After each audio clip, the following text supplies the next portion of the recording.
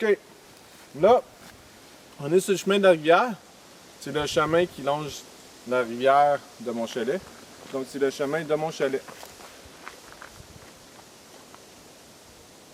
Fait que tu peux voir la clôture comme indication, la clôture de 7 qui est là. Puis aussi, j'ai un poteau avec Oscar Bellemare, un petit squelette. Donc ça peut te servir d'indicatif comme de quoi tu es rendu au chalet. Fait qu'une fois que tu es au chalet, ben là maintenant on va ouvrir le chalet ensemble. Arrive, normalement il y a une clôture ici, là, un fil de fer. Donc tu vas avoir les clés pour débarrer le cadenas ici. Fait que une fois que tu l'as débarré, ben on va ça sur le côté. Et on s'en va là-bas. OK? Donc c'est ça, là pour ouvrir le propane, ça va être à ta gauche du chalet quand tu rentres, là. C'est à ta gauche. Fait qu'on va y aller.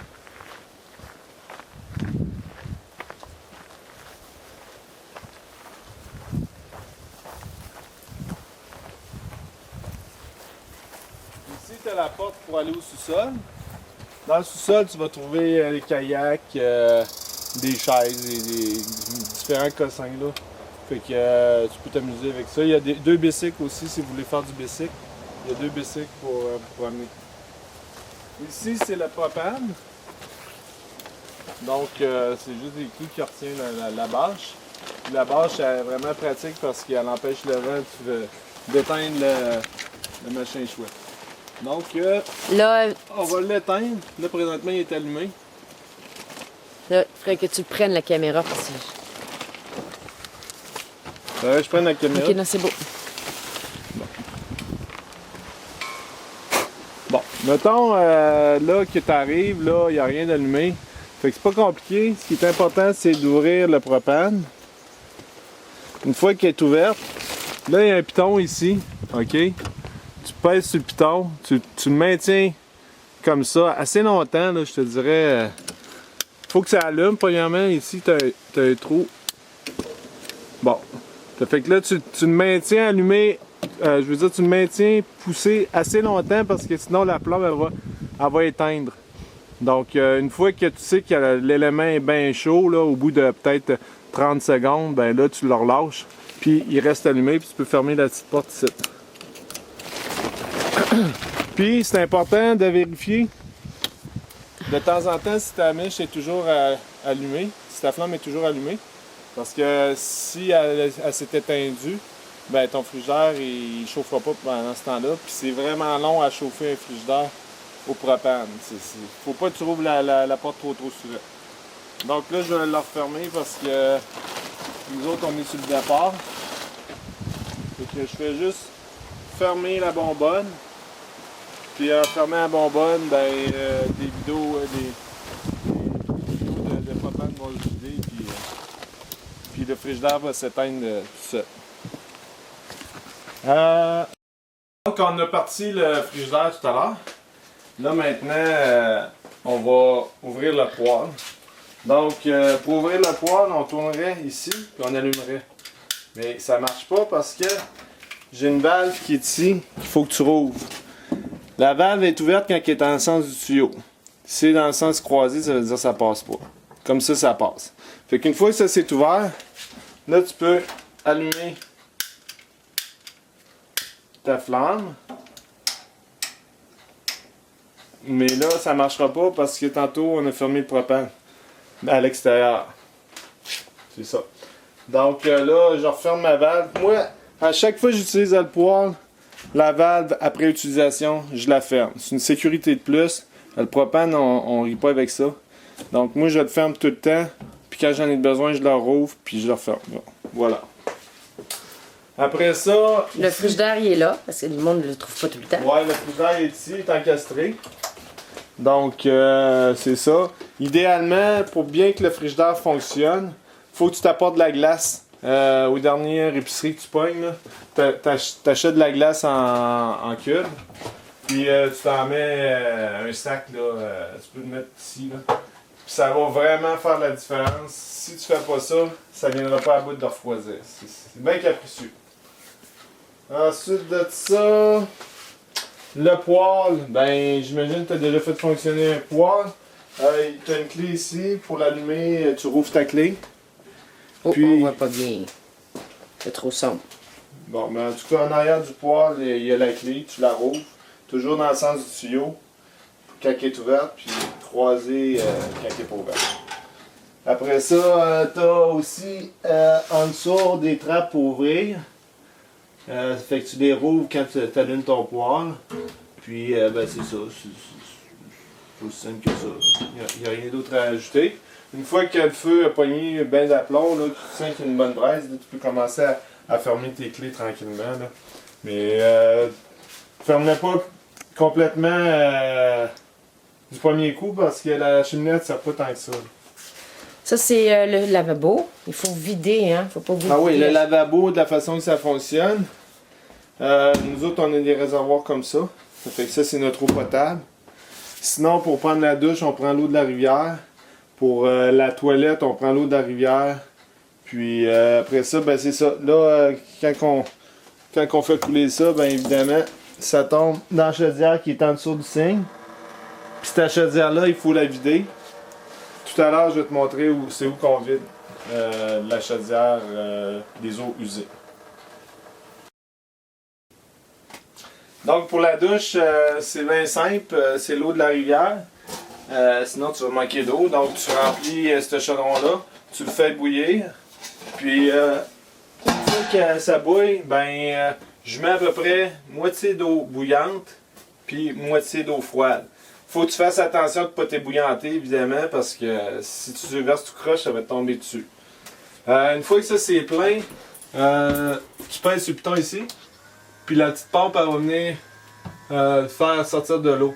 Évidemment, là, il est vide, ça fait qu'il pompe dans le vide. Fait que ça fonctionne pas. Puis, ben là, c'est ça, ça tombe en dessous du chalet, mais il y a une place pour ça, il n'y a pas de problème. Après ça, si tu as besoin de savon, ben il y a la pharmacie que tu vois ici, là, il y a du savon, puis des machins chouettes. La toilette, c'est une toilette qui marche avec gravité, pression à gravité. Évidemment, il n'est pas connecté là, présentement. Fait qu'est-ce que tu fais? Tu prends un petit peu d'eau. Ça, c'est juste pour les cacas. Pour les cacas, tu remplis un petit peu d'eau comme ça.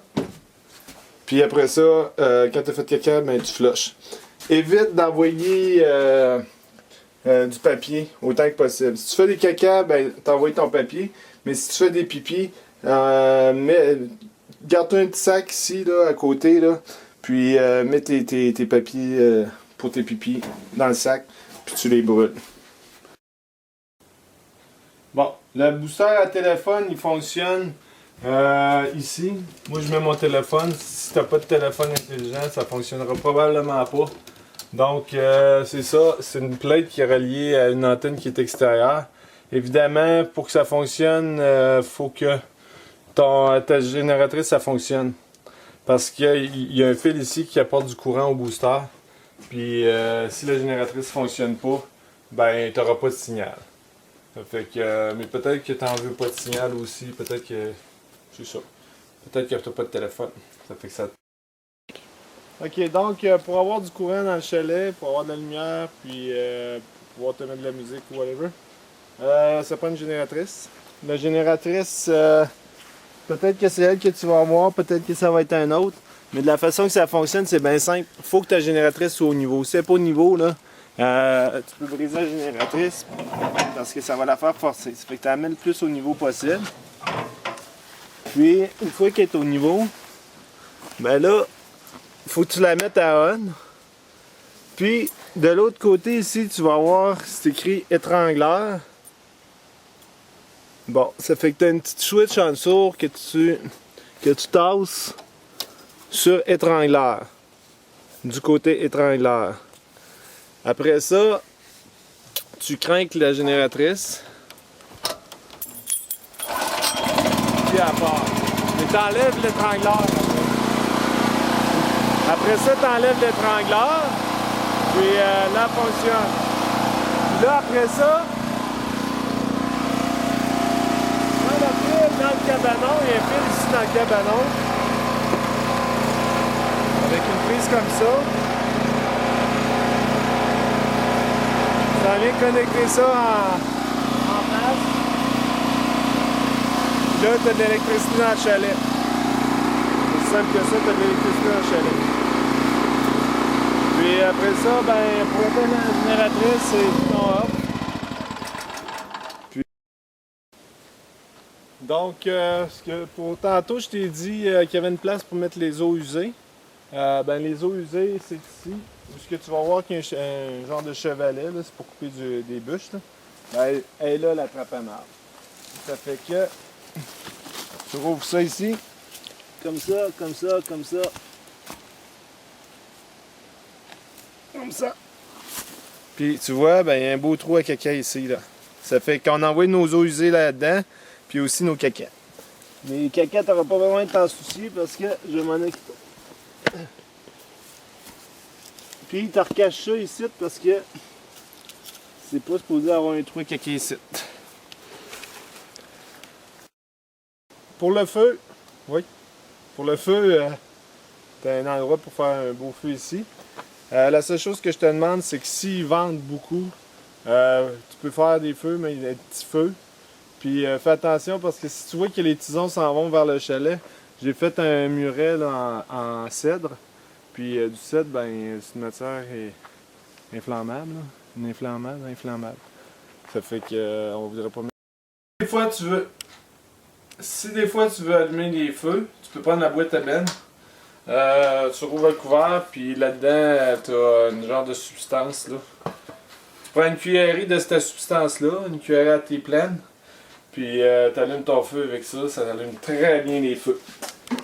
Puis, mais tu gardes pas la canisse proche de où tu allumes le feu parce que ça peut faire